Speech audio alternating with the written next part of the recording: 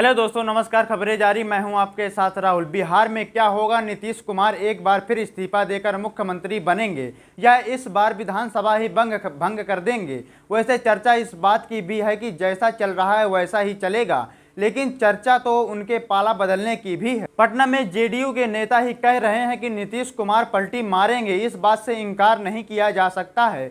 वैसे बीजेपी में भी बने रह सकते हैं। चर्चाएं तमाम चल रही हैं। खबरें पहले बात शुरू करते हैं कि आखिर नीतीश कुमार की पलटी मारने की खबरें अचानक से कैसे शुरू हो गई हैं। दरअसल लोकसभा चुनाव परिणाम सामने आने के बाद एनडीए और बीजेपी दोनों ही कमजोर हुए हैं। नरेंद्र मोदी और बीजेपी की हार हुई है। नैतिक रूप से भले ही बीजेपी दावा करती है कि उसके सबसे ज़्यादा सीट मिली है और ये हर परेशानी की बात होने वाली है, लेकिन बात अभी हम बीजेपी की नहीं, नीतीश कुमार की कर रहे हैं और उसकी पार्टी मारने की खबरें जारी कर रहे हैं। दरअसल लोकसभा चुनाव के बाद जिस तरह से जेडीयू की बढ़ती ताकत बीजेपी को छुपी दिखाई दे रही है, उससे बीजेपी और जेडीयू दोनों के बीच दूरियां आना शुरू हो गई हैं। इस बीच अश्विनी चौबे, जो बिहार के दिग्गज नेता हैं, उन्होंने कह दिया है कि अब नीतीश के सीएम रहने के दिन समाप्त होने वाले हैं। आखिरकार अब बिहार में बीजेपी अपने पक्ष पर बहुमत हासिल करेगी। वैसे नीतीश की पार्टी जेडीयू की तरफ से इस बार तुरंत पलटवार किया गया है और बीजेपी घुटनों पर आ गिरी है। और अब कहा जा रहा है कि नीतीश कुमार भी आर पार की लड़ाई तैयारी में जुटे हुए हैं। दिल्ली में जेडीयू राष्ट्रीय कार्यकारिणी की बैठक में कई प्रस्तावों पर मुहर लगी है, लेकिन जिस मामले को लेकर सबसे ज़्यादा चर्चा हुई थी, बीजेपी के साथ रिश्तों को लेकर, दावा किया जा रहा है कि पार्टी ने नीतीश कुमार को गठबंधन को लेकर सभी प्रकार के अधिकार सौंप दिए हैं, यानी नीतीश कुमार ही गठबंधन पर फैसला करेंगे। और कहा जा रहा है कि नीतीश कुमार ने फैसला कर लिया है, उन्हें बीजेपी के साथ बिहार में ऐसी सरकार नहीं चलानी है। जीडी के विधायक की संख्या कम हो। नीतीश कुमार बिहार विधानसभा चुनाव, जो कि 2025 के आखिर में होने वाला है, उसका भी इंतजार करने को तैयार नहीं है और वो अब चाहते हैं कि चुनाव जल्दी हो जाएं, क्योंकि देश में बीजेपी और एनडीए की हालत बेहद ज़्यादा खस्ता दिखाई दे रही है।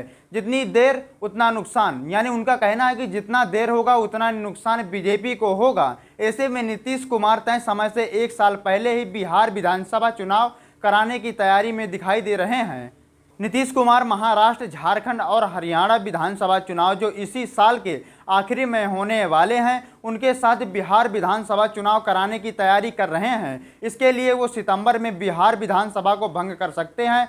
वैसे नीतीश कुमार तो लोकसभा चुनाव के साथ ही बिहार में विधानसभा चुनाव चाहते थे, लेकिन तेजस्वी यादव की लोकप्रियता के चलते मोदी लोकसभा के साथ बिहार विधानसभा चुनाव कराने को तैयार नहीं हुए थे।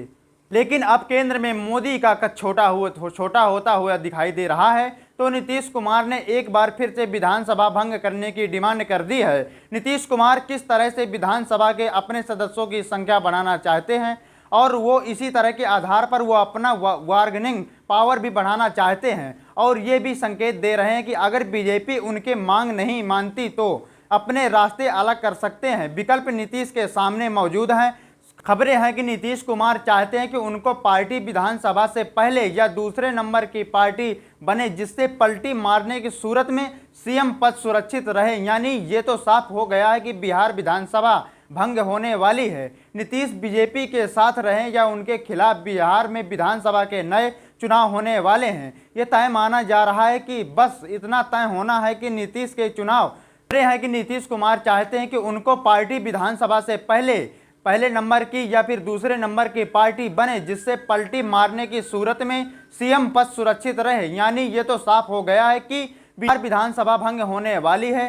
नीतीश कुमार बीजेपी के साथ रहें या फिर खिलाफ, बिहार में विधानसभा के नए चुनाव होने वाले हैं। ये तो तय माना जा रहा है कि बस इतना तय होना है कि नीतीश ये चुनाव किसके साथ लड़ेंगे और नीतीश इसका भी फैसला ले चुके हैं और जल्द ही इसका ऐलान कर सकते हैं। इंडिया न्यूज़, नमस्कार।